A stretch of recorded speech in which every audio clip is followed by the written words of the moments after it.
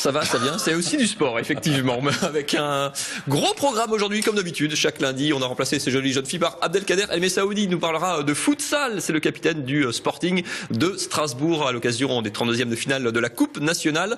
On parlera également de basket et de handball et de rugby avec un sommaire en images. Oui, voilà, du futsal. Ça se passait samedi après-midi, le derby strasbourgeois contre Haute-Pierre.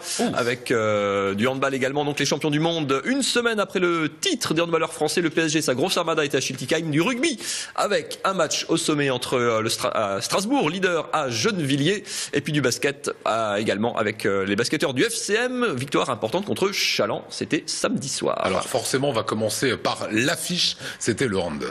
Et ouais, une semaine donc après la consécration mondiale et le nouveau titre des champions du monde français, et bien une partie de cette équipe, Thierry Meyer en tête, était à Schiltigheim ce dimanche après-midi. 4 champions du monde étaient sur le parquet des Malteries. Vous voyez évidemment mise à l'honneur à Cambrai, Baraché, Samuel Roubiat et évidemment Thierry Meyer. Match de Coupe de France contre les Sables, l'Entente, Strasbourg, Schiltigheim, Paris club de D1 évidemment, et le gardien chilicois qui s'illustre, Chilik qui joue le maintien en 2e division et pourtant qui a fait jeu égal en début de match, qui va même mener au score 5-4, 7-5 après un petit quart d'heure de jeu. Le but d'Arnaud Frépel, le Chili qui a fait la course en tête, et puis Paris en mode un peu diesel a quand même haussé le ton, entré en jeu de Michael Hansen notamment, le Danois. Paris va un petit peu dérouler, mener 15-10 à la pause et puis faire le job en 2e mi-temps. On a eu un peu peur que ça fasse un petit peu mal, mais pourtant Chili s'est accroché malgré les contres parisiens, qui a fait évidemment, les Parisiens ont fait la course en tête, mais jusqu'au bout Chili va s'accrocher puis concéder une défaite presque courte. Même la classe biberon de l'ESA a marqué en toute fin de match, et les Chilicois ne s'inclinent que 31-24, 7 buts de retard seulement dans un gymnase évidemment archi comble. On était à Titi n'a pas joué, hein. Titi n'a pas joué, Titi était un peu fatigué, puis il fallait faire jouer un peu les remplaçants aussi, mais c'était quand même la grosse armada parisienne. Écoutez la satisfaction malgré l'élimination des Alsaciens au micro de Vincent Bessières. On a super bien joué en première mi-temps. En début de deuxième mi-temps, c'était déjà un peu plus compliqué, mais quand on sort de ce genre de match, on est fiers. On se dit qu'on arrive à accrocher une des meilleures équipes au monde. Donc, Les gens qui sont venus ont pris du plaisir, ils ont vu un bon match de hand. Ils ont vu une équipe de l'ESAB qui était plus qu'un faire-valoir. Ça a été, en termes de préparation pour la suite, ça a été idéal, hein. Difficile de trouver meilleur sparring partner que le PSG. Donc non, c'est bien, tout le monde a participé, on a testé 2-3 trucs, pas de blessés, parfait. La suite, ça va être du basket avec le FCM Basket Mulhouse. Ouais, en attendant le match de la SIG ce mardi soir, Orenus contre Saint-Pétersbourg, vous l'avez vu en bande-annonce. En National 1, les Mulhousiens promus au 3e échelon français qui recevait Challans. Ça commence à aller mieux du côté mulhousien, le promu en train de prendre ses marques. Vous qui aimez le basket à l'ancienne, Lionel, hop, petit bras roulé. Vous adorez ça, exprès pour vous. Les Mulhousiens malmenés par cette équipe de Challans, les deux équipes au coude à coude, mais un garçon va faire un gros chantier côté mulhousien. Il s'appelle Eric Boiten, un pivot britannique arrivé à la trêve. Challans trouve de l'adresse à 3 points, 2 sur 14 seulement pour le FCM à 3 points. Du coup, on s'en remet au jeu intérieur. Ce garçon va finir à 26 points, 100% au shoot, 10 sur 10, plus 11 rebonds. Partout, il y avait Eric Boiteng dans la raquette. Les intérieurs mulhousiens ont fait le travail. Un dunk au passage pour Mario Porter, joueur emblématique du FCM. Les deux équipes au coude à coude dans le Money Time. Dans les dernières minutes, il y aura un peu plus de sang-froid du côté mulhousien, de la réussite au lancer franc. Une bonne défense et Mulhouse qui s'impose 87-84. Victoire très précieuse pour les Mulhousiens qui équilibrent quasiment leur bilan. 11 victoires, 10 défaites. Ils remontent à la 12e place au classement. L'opération maintien s'annonce de mieux en mieux. Écoutez Jamel Benhabib et ses joueurs. C'était samedi soir au Palais des Sports. Depuis 2 ou 3 mois, on lâche rien. Des fois ça passe, des fois ça passe pas. Et là, surtout à domicile, il faut que chaque match on joue à fond. On commence à trouver un collectif, les nouveaux commencent à être bien intégrés et c'est vrai que sur les 7 derniers matchs, on reste à 5 victoires. Donc c'est sûr que pour se maintenir, il fallait absolument faire ça. Donc aujourd'hui, on est mieux, mais encore une fois, ce championnat, et Challans l'a prouvé ce soir, est très difficile et c'est un championnat homogène où tout le monde peut battre tout le monde. Donc. Et on parle maintenant de futsal. Je peux vous dire, Mathieu, que c'est un passionné de sport parce qu'il regardait tous les matchs, les actions. Il n'y a pas que le futsal qu'il aime. Hein. Il n'y a pas que le futsal. Bonsoir, Abdelkader El Messaoudi. Bonsoir. Vous êtes le capitaine du Sporting Strasbourg Futsal, alors un club dédié uniquement au futsal. On va le voir en image, vous jouiez samedi après-midi, 32e de finale de la Coupe nationale, c'est l'équivalent de la Coupe de France. Pour le futsal, ça se passait au gymnase Brigitte à Haute-Pierre, avec un derby entre les deux clubs strasbourgeois qui sont ensemble en championnat en D2, qui se retrouvaient du coup en Coupe de France. Match très serré, notamment en première mi-temps, 4-3 à la pause. Et puis votre équipe en bleu va se détacher en seconde période, victoire finale 9 buts à 5, profitant notamment de deux exclusions côté Haute-Pierre, notamment celle du gardien en toute fin de match. Qualification donc pour les 16e de finale. Colmar est éliminé, le Stockfeld également est qualifié. Il y aura deux clubs alsaciens en 16e de finale, victoire donc 9 à 5.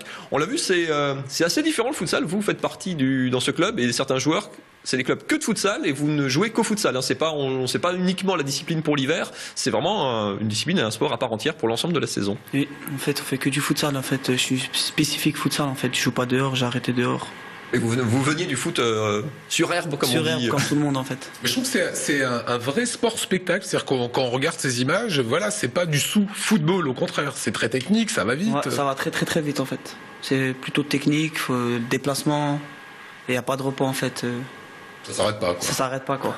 C'est ce qui change dans la technique, on l'a vu, comme la balle file plus vite forcément sur la surface, on dose différemment, la technique est différente de la technique sur herbe. Voilà, il faut doser plus fort les balles, en fait il y a plus de déplacements à faire sur une petite surface que dans un terrain à herbe en fait. Il n'y a pas de tacle?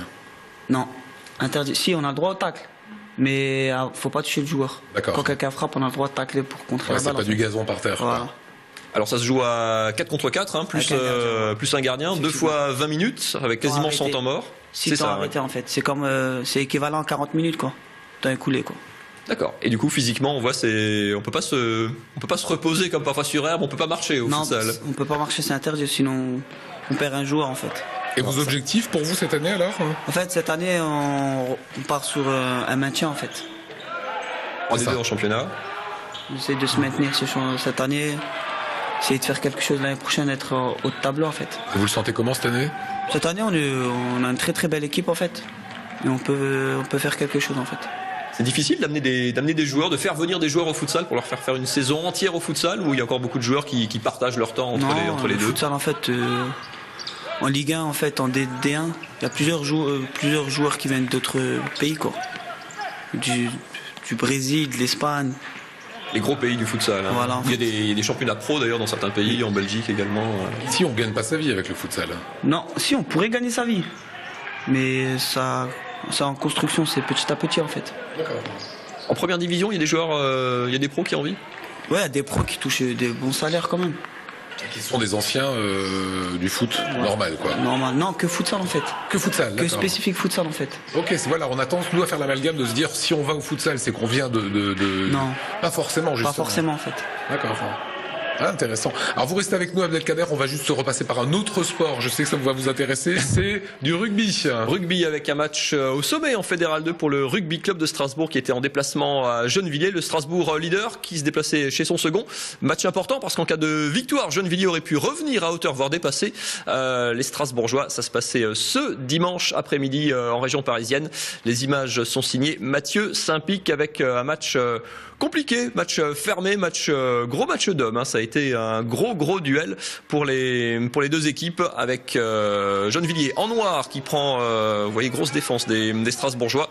Ça va être un match très fermé, très peu de points et très peu de fautes du coup qui vont faire peu de pénalités. La première tout de même pour Gennevilliers qui ouvre la marque 3-0 pour les Franciliens et les Strasbourgeois qui vont inscrire le seul essai du match en force avec ce groupé qui va permettre à William Vavrin d'aplatir dans l'embut francilien. Essai pour les Strasbourgeois, toujours en première mi-temps. Essai qui va être transformé par le buteur strasbourgeois. Peugeot, il y a eu beaucoup de vent en plus. C'était un match compliqué pour le jeu au pied. Strasbourg qui mène 7-3. 7-6 finalement à la mi-temps après cette deuxième pénalité pour les Franciliens. Mais les Strasbourgeois vont conserver leur avantage jusqu'au bout. La balle de match pour Gennevilliers. La tentative de drop, c'est centré, mais c'est trop court. Ça passe sous la barre. C'était dans les toutes dernières minutes. Strasbourg s'impose finalement 7 points à 6. Tout petit score étriqué compliqué, mais victoire très très importante qui permet aux Strasbourgeois de faire le break en tête de leur championnat. 7 points d'avance désormais pour Strasbourg à 4 journées seulement de la fin. Le bilan strasbourgeois est impeccable. 14 matchs, 13 victoires, une seule défaite, meilleure attaque, meilleure défense de la poule. Il s'agit maintenant de gérer tranquillement les 4 derniers matchs de championnat avant les phases finales qui elles seules décideront de l'accession en Fédéral 1. Allez, dernière question avec Abdelkader. On parlait de futsal si vous nous prenez maintenant. La suite de la saison, les matchs à venir, difficiles. Vous parliez de maintien. Aujourd'hui, ça va être difficile les prochaines rencontres? Non, pas très très difficile. Prochaine rencontre, on part à Caen, à Hérouville. D'accord. On peut se faire quelque chose là-bas aussi. On fait plus de kilomètres qu'avec le foot sur herbe. Et ça se passe toujours dans des salles, oui, des salles de handball, de basket, c'est des gymnases traditionnels. Traditionnel en fait. Voilà. Et il y a prochain à domicile, si vous voulez voir. Dimanche, samedi 21. Samedi 21 février. Il faut envoyer du monde. Eh ben voilà, bonne chance, bonne route, on espère en tout cas le maintien pour nos clubs alsaciens qu'on défend corps et âme. Demain, basket, il reste 10 secondes, ça sera vous qui serez évidemment 20h30 Renus, 23h sur Alsace 20 avec Thierry Buss. Voilà, ne manquez pas le meilleur du basket, l'Eurocoupe, ça se passe